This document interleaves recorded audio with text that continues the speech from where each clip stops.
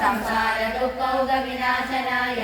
दुर्गाभिहन्त्रीं प्रणमामि दुर्गां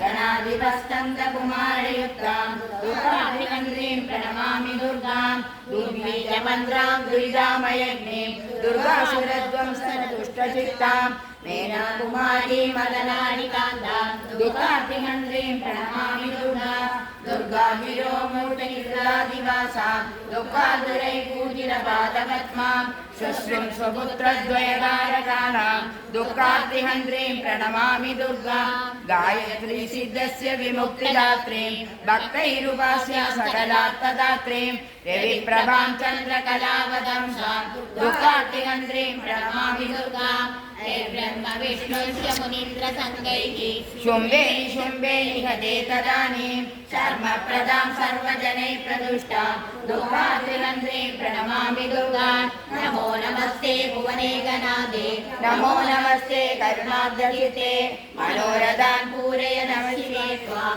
दुर्गार्तिहन्त्रीं प्रणमामि दुर्गां मन्नादरीशानि ममारिवर्गं विनाशयस्वासु विवेकिनश्रीं नान्दं तमेवास्य नमस्ते देवी दुर्गार्तिहन्त्रीं प्रणमामि दुर्गां मन्त्राक्षरैर्हस्तविष्टवद्दैः